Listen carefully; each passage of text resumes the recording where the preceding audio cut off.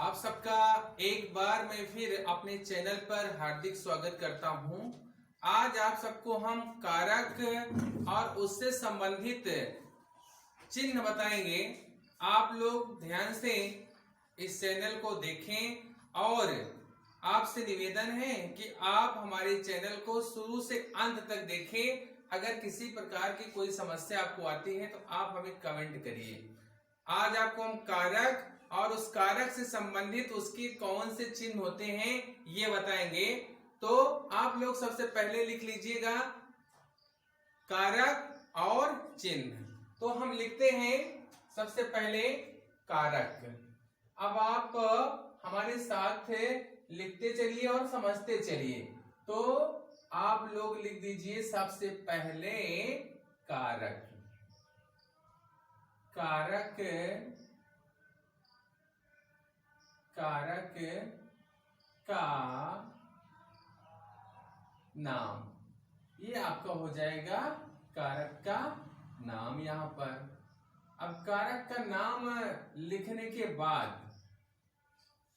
यहां पर हम कारक का नाम लिख लेंगे और आगे लिख लेंगे चिन्ह। अब ध्यान दें, चिन्ह जो शुद्ध लिखा जाता है वो कैसे होता है। तो शुद्ध चिन्ह शब्द हा और हा में यहाँ पे ना रहता है। तो आप लोग इसे ध्यान दें, कारक का नाम यहां हम लिखेंगे और उससे संबंधित जो चिन्ह है यहां पर हम लिखेंगे।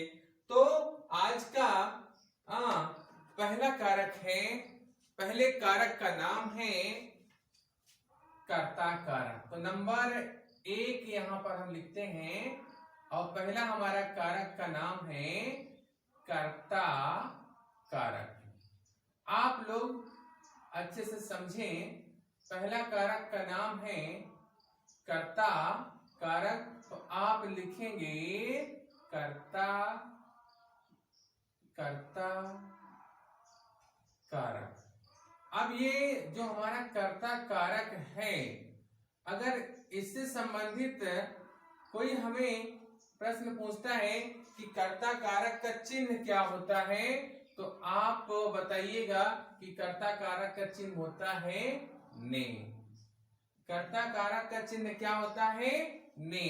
अब हम चलते हैं आगे दूसरे नंबर पर। और दूसरे नंबर पर जो दूसरा कारक है, हमारे दूसरे कारक का नाम है कर्म कारक। अब दूसरा कारक हमारा है कर्म कारक। अब कर्म कारक का अगर चिन्ह कोई हमसे पूछता है, भैया कर्म कारक का आप चिन्ह बताइए, तो कर्म कारक का चिन्ह होता है को। तो कर्म कारक के चिन्ह में हम लिखेंगे को। अब तीसरा कारक हमारा है करण कारक। तो हम लिखेंगे नंबर 3 और तीसरा जो हमारा कारक है उसका नाम है करण कारक। करण कारक। अब करण कारक का अगर कोई हमसे चिन्ह पूछता है कि भैया करण कारक का आप हमें चिन्ह बताएं, तो करण कारक का चिन्ह होता है से। कामा लगा दीजिए, से भी हो सकता है, से के अलावा साथ भी हो सकता है, और तीसरा द्वारा। इसमें 3 शब्द हो सकते हैं, से भी हो सकता है, चिन्ह साथ भी हो सकता है और द्वारा भी हो सकता है। अब नंबर 4, चौथा कौन सा कारक है, आप लोग इसे भी लिखें। चौथा है संप्रदान कारक। आप लिखिए संप्रदान कारक। अब संप्रदान कारक लिखने के बाद संप्रदान कारक का आप चिन्ह लिख लें कि संप्रदान कारक का चिन्ह क्या है। तो संप्रदान कारक का चिन्ह होता है के लिए। संप्रदान कारक का चिन्ह है के लिए। आप लोग इसे अच्छे से लिखते चलें जिससे कि कोई दिक्कत ना हो। अब नंबर 5 लिखिए पांचवा कारक का नाम है अपादान। पांचवे कारक का नाम है अपादान कारक। अच्छा, अगर कोई पूछ लिया भैया अपादान कारक का चिन्ह आप बताइए कि अपादान कारक का चिन्ह क्या होता है, तो आप बताइए कि अपादान कारक का चिन्ह से होता है। और इसके साथ एक चीज और बताइए कि से का प्रयोग कहां पर होता है, तो आप वहां बताइए कि अपादान का चिन्ह, अपादान कारक का चिन्ह से होता है, लेकिन अलग होने के अर्थ में। ब्रैकेट में लिख दीजिए, अलग होने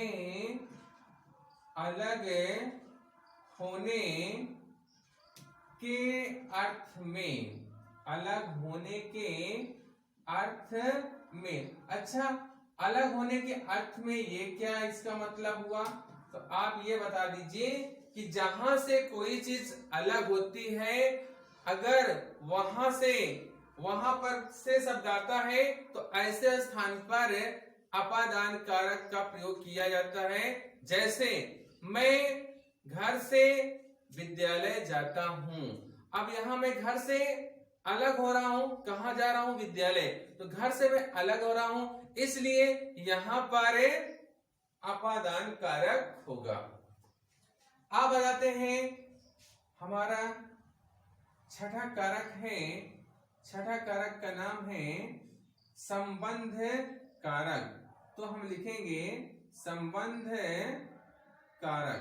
अच्छा, संबंध कारक का चिन्ह क्या होता है, कोई ये पूछे तो आप बताइए भैया संबंध कारक का चिन्ह होता है का बड़ा रहेगा, की बड़ी रहेगी, के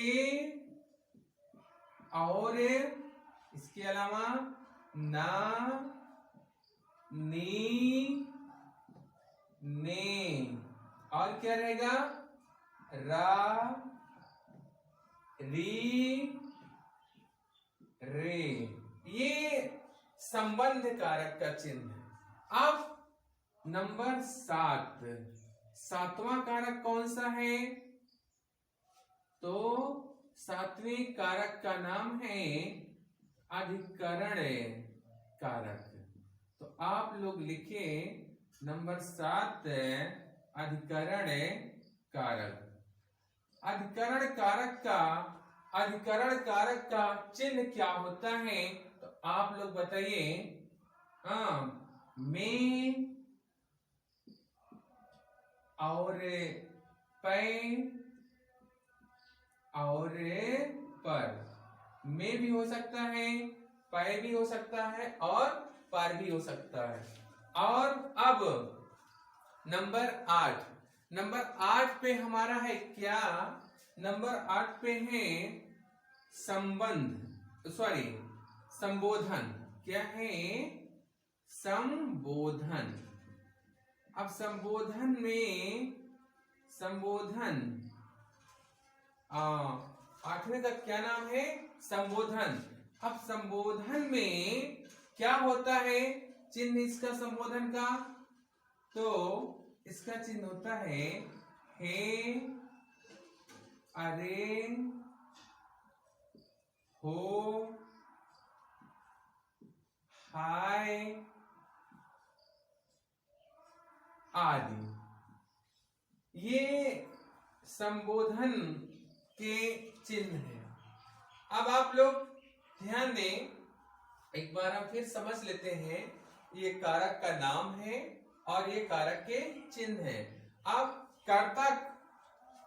कर्ता कारक का चिन्ह क्या है और सब क्या है, एक बार हम अच्छे से फिर समझ लेते हैं। कर्ता कारक पहला क्या है, कर्ता कारक, और कर्ता कारक का चिन्ह होता है ने। दूसरा है कर्म कारक, कर्म कारक का चिन्ह होता है को। तीसरा है करण कारक, करण कारक का चिन्ह होता है से, साथ, द्वारा। चौथा है संप्रदान कारक, इसका चिन्ह होता है के लिए। पांचवा है अपादान कारक। इसका चिन्ह होता है से, लेकिन कहाँ प्रयोग किया जाता है? अलग होने के अर्थ में, जहां पर कोई चीज या कोई व्यक्ति एक स्थान से दूसरे स्थान पर जाता है, यानी कि एक स्थान से अलग होकर के दूसरे स्थान पे चला जाता है।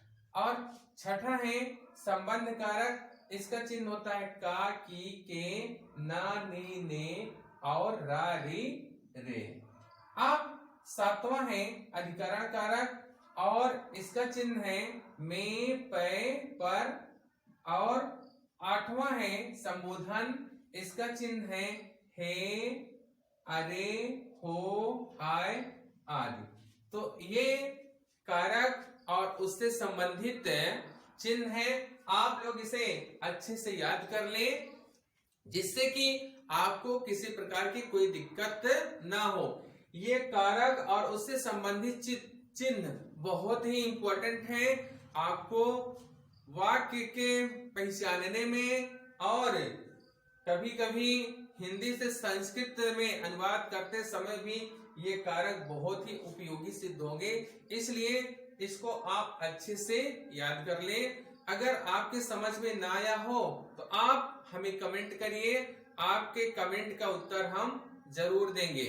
और आपसे एक छोटी सी रिक्वेस्ट है भैया, आप हमारे चैनल को शुरू से अंत तक देखें, सब्सक्राइब करें और लाइक करें, अपने दोस्तों के पास शेयर करें, जिससे कि हमारा वीडियो ज्यादा से ज्यादा देखा जा सके और हमारे वीडियो को देखकर लोग ज्यादा से ज्यादा इसका फायदा उठा सके। और आज इतना ही वीडियो बनाएंगे, बाकी अब हम अगला वीडियो कल बनाएंगे। और आपसे उम्मीद करते हैं कि आप हमारे वीडियो को जरूर देखेंगे। कैसे लगा जरूर लिखिएगा। एक बार मैं फिर अपना वीडियो देखने के लिए आप सबको बहुत बहुत धन्यवाद देता हूं। सबको मेरी तरफ से नमस्ते पहुंचे।